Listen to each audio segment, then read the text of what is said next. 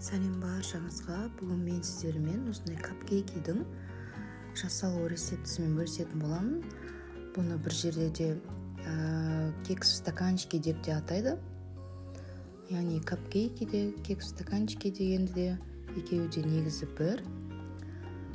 Бетіндегі кремімен де крем-чиз бен сливки екеуінің араласқаны. Бұл капкейкилер өте дәмді әрі жұмсақ болып шықты. Сіздер де жасап көріңіздер, ұнаған болса пікірлеріңізді қалдырып кетіңіздер. Ең алдымен жұмыртқамызды кішкене тұз араластырып, оны көтерілгенше жақсылап миксермен араластырып аламыз.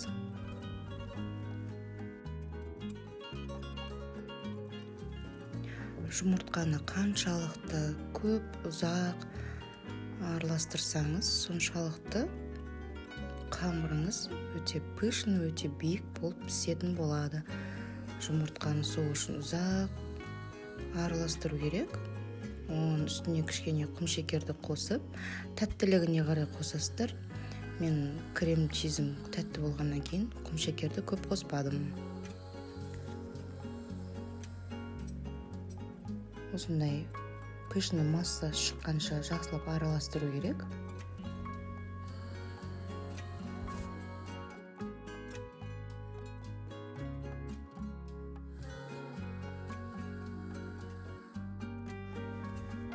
Мінекей массамыз аппақ болды. Дәл осы масса болу керек. Үстінен сармайды, ерітілген сармайды салып, тағы да кішкене араластырып алу.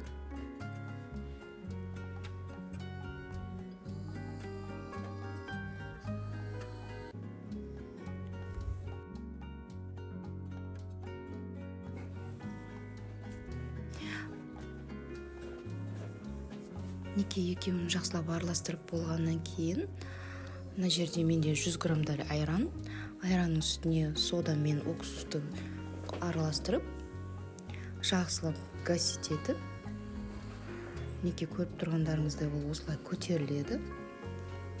Соны айранды массамыздың үстіне құйып, жақсылап араластырып аламыз.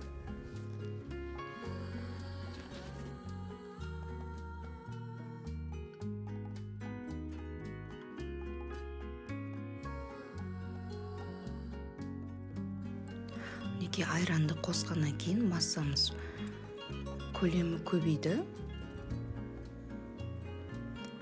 Енді соның үстінен ұнымызды аз-аздан салып араластырып тұрамыз. Менде ұн мына жерде 250 граммдай.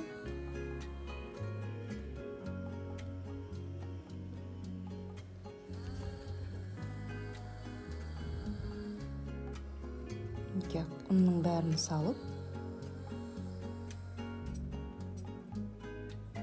қою масса болғанша араластырып тұрамыз.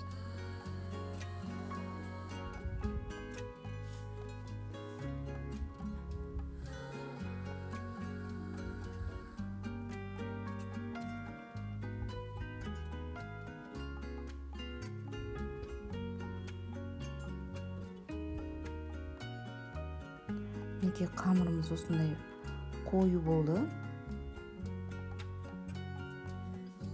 Енді мұнда менде стаканчиктерді кондитерский магазиннен алғам. Әрқайсының ішіне осылай қасықтап салып, жартылай ғана саламыз. Өйткені ол көтерілген кезде тасып кетпес үшін. Дәл осы масса менде 16 капкейкиге шықты. Бұл капкейкиді қызып тұрған пеште 180 градуста 25-30 минутта пісіріп аламыз. Капкейкилеріміз пісіп шықты. Енді біз бұған кремін жасайтын боламыз. Бұл кекстің піскендігін осылай шпажкамен немесе түшкігішпен тексерсеңіз болады. Бұл капкейкіге кремін 33% сливкімен және де калий 69 крем-чизімен жасайтын боламыз.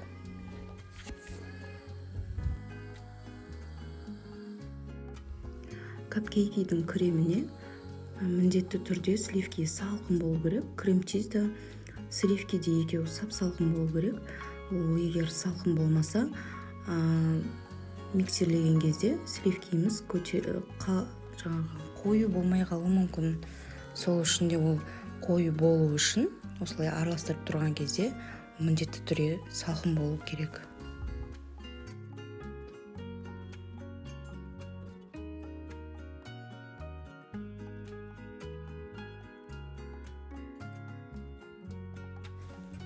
Мінекей біздің сливкиіміз осылай қоюланды. Сахарный пудра екеуін араластырып болғаннан кейін сахарный пудраның орнына құмшекерді де қоссаңыз болады. Сливкиді осылай жақсылап қою болғанша араластырып болғаннан кейін крем-чизімізді салып, барлығын бірге біркелкі масса шыққанша араластырып аламыз. Бұл өте дәмді крем. Ең дәмді кремдердің ішіндегі ең натуральный және де ағзаға зиянсыз кремнің бірі. Бұл кремнің дәмін жеп көргеннен кейін басқа кремдерді жегіңіз келмей қалады. Өте дәмді болған соншалықты барлық креммен жасалатындардың рецептісінен тек қана осыны ғана қолданып жасаймын. Енді бұл заттары аса арзан емес, өте қымбат болса да, өте дәмді болғаннан кейін өзің үшін ғана алып жасағың келеді. Бұл крем өте тәтті, өте дәмді. Міндетті түрде жасап көріңіз осылай. Сіздерге тоже ұнайды деген сенімдемін. Енді осы кремімізді осындай кондитерский мешокқа ішіне насадкасын салып, гүлдің насадкасын қалаған насадкамен жасай беруге болады бұл кремді.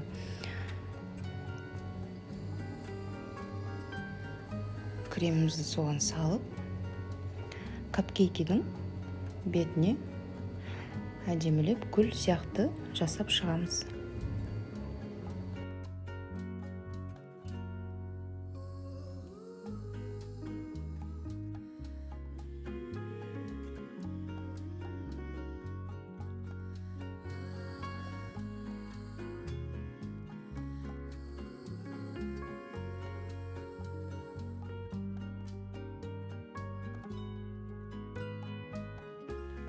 Мінекей біздің капкейкілеріміз дайын болды. Кез келген қонақтарыңыздың дастарханына мәні де, сәні де, дәмі де өте керемет болатын капкейкілердің бірі. Сіздерге де ұнаған деген сенімдемін. Жасап көріңіздер. Ұнаған болса пікірлеріңізді қалдыра кетіңіздер. Назарларыңызға рахмет.